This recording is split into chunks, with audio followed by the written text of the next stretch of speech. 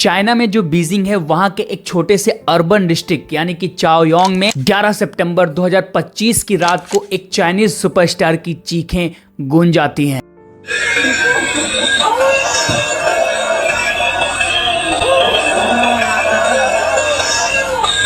कुछ ही टाइम के बाद एक्स पर इसी सुपरस्टार की बहुत सारी वीडियोस, डिस्टर्बिंग वीडियोस आ जाती हैं। वीडियोस तो एक तरफ थी, लेकिन इसी सुपरस्टार का जो लास्ट मैसेज था उसकी मां के लिए, वो भी ऑनलाइन अवेलेबल हो जाता है, जिसमें रिवील किया गया था कि भाई वो बहुत बड़े षड्यंत्र का शिकार हो गया है एंड जो हाई पावर के अथॉरिटी है उसको कंट्रोल कर रही है। यही नहीं, हीरो अपने टेक्स्ट में ये भी रिवील करता है कि माँ उसको कुछ लोग काला धन दे रहे हैं एंड उस काले धन को देख करके उसको उल्टी आती है, क्योंकि उसी टेक्स्ट में ये सुपरस्टार बताता है कि जो वो काला धन है बहुत ज्यादा गंदा है। I must say goodbye now mother, he revealed they may come and kill me any time. हर बार जब मैं वो पैसे देखता हूँ जो उन्होंने भेजे हैं, मुझे सच में उल्टी सी आने लगती है।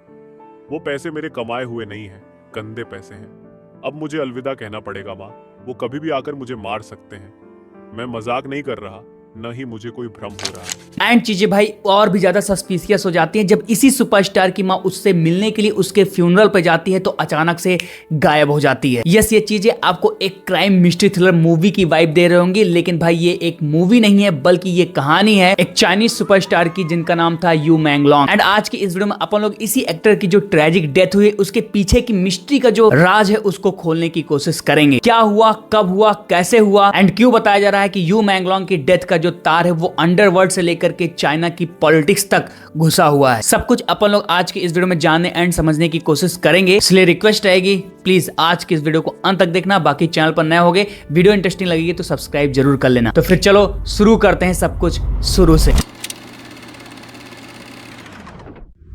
यू मैंगलोंग जिनका जन्म 15 जून 1988 को हुआ था, ये चाइना के एक राइजिंग शाइनिंग सुपरस्टार थे जिनको अगर आपको इंडिया से कंपेयर करना हो तो कार्तिक आर्यन बोल सकते हो। मतलब एक चाइना का प्रोमिनेंट एक्टर जिसके पास टैलेंट से लेकर के लुक सब कुछ भगवान ने दिया था। एंड इसी टैलेंट एंड इसी स्किल की वजह से ये मेनली जाने जाते थे क्योंकि इन्होंने कुछ ऐसे रोल प्ले कर दिए थे जो कि हर एक चाइना के ऑडियंस के घर में क्या उनके दिल में बस गए थे। रोल जैसे कि इनका जो काम था इटर्नल लव में बहुत ज्यादा प्रेज किया गया, गो प्रिंसेस गो जैसे जो ड्रामाज हैं उनमें भी इनको बहुत ज्यादा प्यार मिला। और भी इनके कुछ फेमस वर्क हैं जैसे कि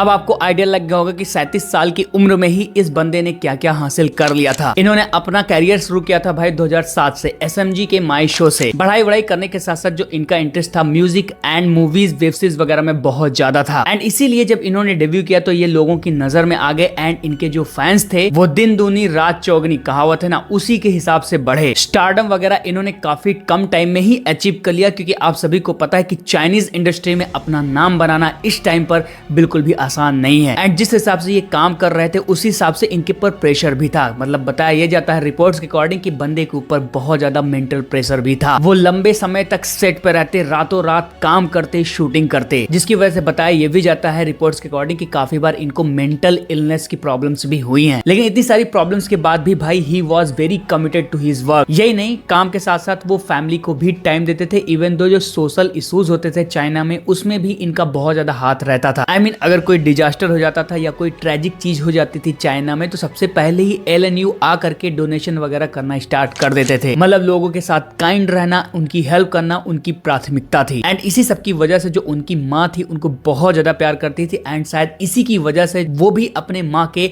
सबसे ज्यादा क्लोज थे। रिपोर्ट्स के अकॉर्डिंग वो बहुत ज्यादा मिस्टीरियस फिगर वाले पर्सन थे, लेकिन स्टिल उन सारे राज के साथ साथ एलएनयू ओवरऑल सिंगल थे। सब कुछ अच्छा चल रहा था, पैसे की कोई दिक्कत नहीं थी, फैन से प्यार मिल रहा था, माँ से दुलार एंड उनकी ममता मिल रही थी। लेकिन उस सब के बावजूद भी 11 सितंबर की उस रात ने इस सुपरस्टार की सांसें थाम दी। 11 सितंबर 2025 बीजिंग के चाओयोंग डिस्ट्रिक्ट के सनशाइन अपर ईस्ट कॉम्प्लेक्स में ये सुपरस्टार एक हाई राइज बिल्डिंग से गिर जाता है एंड उसकी मौत हो जाती है। तो आखिर क्या हुआ उस रात, क्या हुआ उस बिल्डिंग में जिसकी वजह से ये सुपरस्टार चाइना के लोगों को छोड़ के चला गया। एंड जो वीडियो एंड एक्स पर जो क्लेम्स किए जा रहे हैं इंडस्ट्री से लेकर के पॉलिटिक्स तक इनकी मौत के जो कनेक्शन बताए जा रहे हैं उनमें भाई कितनी सच्चाई है, चलो अब उस पर नजर डालते हैं।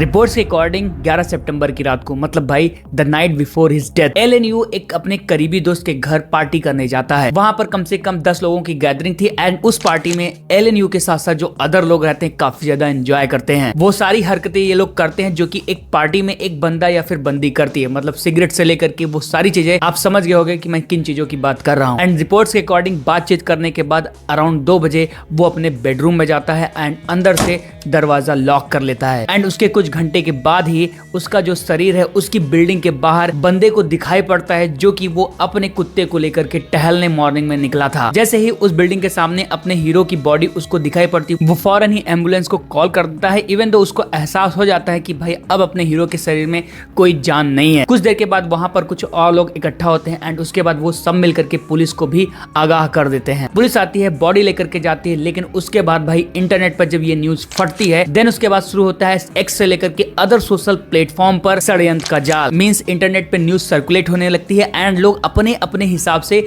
अपनी अपनी चीजें बताना शुरू करते हैं। अब मैं सबसे पहले आपको उन एलिगेशन या फिर कह सकते हो कॉन्स्पिरेसी वाली जो थ्योरीज हैं उनको बता देता हूं, जो कि लोगों के द्वारा इंटरनेट पर सर्कुलेट की गई हैं। देन पुलिस का क्या कहना इस मैटर को लेकर के एंड जो ऑफिशियल कंफर्मेशन आई है वो क्या बताती है, उसके बाद मैं आपको बताता हूं। तो जो सबसे पहली फेमस थ्योरी इंटरनेट पर सर्कुलेट हो रही वो ये है कि भाई कुछ लोग क्लेम कर रहे हैं कि अपने हीरो को जानबूझ करके उस बिल्डिंग से धक्के दे करके गिरा के मारा गया है एंड इसके पीछे जो चाइनीज गवर्नमेंट की पार्टी है उसका हाथ बताया जाता है, क्योंकि लोगों का कहना यह है कि एलएनयू के पास कुछ ऐसे एविडेंस थे उन लोगों के बारे में जो कि भाई हाई अथॉरिटी में आते हैं चाइनीज कम्युनिस्ट पार्टी में। एंड थ्योरी के अकॉर्डिंग एलएनयू के पास कुछ ऐसे एविडेंस थे कुछ बड़े लोगों के, जिनको अगर एलएनयू पब्लिक में सर्कुलेट कर देता तो शायद चाइना की पार्टी भी गिर जाती। एंड बताया ऐसा जाता है कि उसी एविडेंस को वो एक यूएसबी में डाल करके हमेशा अपने पेट में रखता था। एंड जब उसकी डेथ हुई तो वहां पर ऐसा कुछ लोग क्लेम करते हैं कि उसकी बॉडी से कुछ लोगों ने यूएसबी को निकालते हुए भी देखा था। खैर इस थ्योरी में या फिर जो वीडियोस फुटेज इससे निकल के आए उसमें कितनी सच्चाई है वो तो कहना अभी मुश्किल है, क्योंकि भाई अभी आजकल एआई का जमाना है एंड यू नो किसी भी चीज को इजिली अल्टर किया जा सकता है। लेकिन भाई इसी थ्योरी को एक बंदा है जो कि और भी ज्यादा स्ट्रॉन्ग कर देता है, जो कि अपने हीरो के बहुत ज्यादा करीब था, मतलब उसका दोस्त, जिनका नाम भाई रिपोर्ट्स के अकॉर्डिंग मिस्टर ओयू यांग बताया जाता है। इन्होंने इस चीज को क्लेम किया है कि जो अपने हीरो के कनेक्शन थे वो पॉलिटिकल सिस्टम के अंदर भी थे, मतलब वहां पर वो डायरेक्टर एक्टर एक्ट्रेसेस के साथ जाता था, मीटिंग करता था एंड उन सारे गंदे काम में भी इन्वॉल्व होता था जिसको एलएनयू पर्सनली करना नहीं चाहता था। एंड अपने एलएनयू के इस दोस्त ने पूरी तरीके से इस चीज को क्लेम किया है कि भाई द रियल कल्प्रिट इज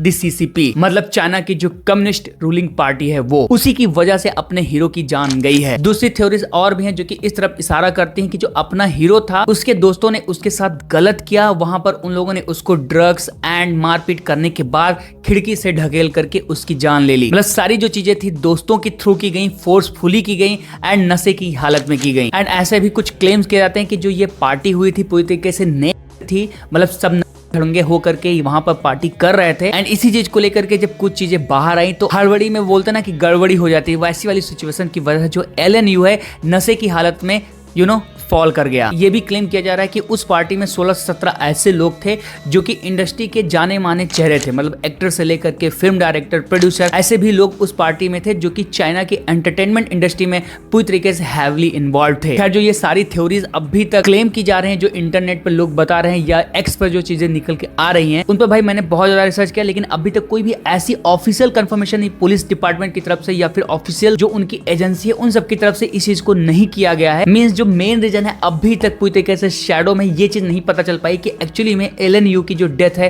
वो क्यों हुई। लेकिन आज जो पुलिस है वो इस चीज को अभी तक क्लेम कर पाई है कि जो ये चीजें हुई थी वो पूरी तरीके से एक्सीडेंटल थी, इसमें किसी का हाथ नहीं था। I mean, इन लोगों ने काफी हार्ड पार्टी की एंड उस पार्टी में इन लोगों ने काफी ताबड़तोड़ नशा किया एंड उसी नशे की हालत में ये एक मेजर एक्सीडेंट हुआ। मींस पुलिस के अकॉर्डिंग इसमें किसी की गलती नहीं बताई जा रही बल्कि ये एक मिस्टेक बताई जा रही है। अब भाई वो तो भगवान ही जानते होंगे कि एक्चुअली में सच्चाई क्या है, लेकिन जो एलएनयू का फ्रेंड था जो कि उसके बहुत ज्यादा करीब था, जो कि चाइना को उस टाइम छोड़कर चला गया था जब कोविड-19 आया था, क्योंकि उसको उसके देश का जो सिस्टम था उसके बारे में पूरी तरीके से आइडिया था। एंड जब ये दोनों बेस्टीज हमेशा साथ में बैठ करके बात करते थे तो एलएनयू हमेशा अपने दोस्त के साथ शेयर करता था कि पार्टी की तरफ से उसके ऊपर बहुत ज्यादा प्रेशर है एंड कुछ ऐसे हाई पावर में लोग हैं जो कि उसको हरास कर रहे हैं, मेंटली टॉर्चर कर रहे हैं, जिसकी वजह से एलएनयू ने अपने दोस्त को एक टाइम पर यह भी बोला था कि वो भाई इंडस्ट्री छोड़ना चाह रहा है। लेकिन उसके दोस्त का कहना यह भी भी है कि उसको बिल्कुल भी आइडिया नहीं था कि मेरा दोस्त इतनी जल्दी मुझे छोड़ के चला जाएगा। अब पता नहीं सच्चाई क्या है कि एलन यू को सिस्टम ने मार दिया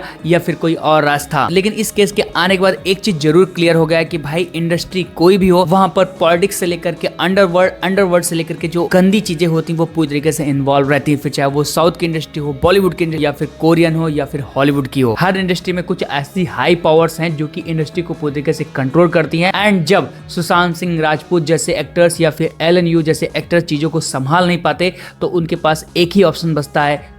खैर अभी जब मैं इस वीडियो को रिकॉर्ड कर रहा हूं तो एलन यू की मां कहां है ये भी अभी पूरी तरीके से सस्पेंस बना हुआ है, तो उस पर कुछ अगर फर्दर अपडेट आएगी एंड इन केस इस केस में अगर कुछ नया आएगा, मींस पूरी तरीके से अगर केस की गुत्थी सॉल्व हो जाएगी, देन डेफिनेटली आने वाले टाइम में इसका एक पार्ट 2 बना करके मैं आपको आगे की कहानी भी बता दूंगा। लेकिन मुझे जहां लगता है कि भाई ये चीज अब कभी क्लियर नहीं हो पाएगा कि एक्चुअली में एलन यू के साथ क्या हुआ, क्योंकि अगर आपको याद होगा तो अपने सुशांत सिंह राजपूत के साथ क्या हुआ था अभी तक कुछ भी ऑफिशियल पता नहीं चला है। उसको भी सब लोग सुसाइड मानते थे एंड यहाँ पर एलन यू के साथ सब लोग यही बोलेंगे कि ये उन्हीं की गलती थी, आई मीन मिस्टेक, जिन्होंने उस टाइम कर दिया जब वो पूरी तरीके से ड्रंक थे। खैर इस पर आपका क्या कहना है, आपका क्या टेक है, कमेंट बॉक्स में बताना। बाकी वीडियो काम लाइक करना, चैनल को सब्सक्राइब करना ऐसे ही वीडियो देने के। बाकी मैं फिर से वीडियो में टिल देन बाय।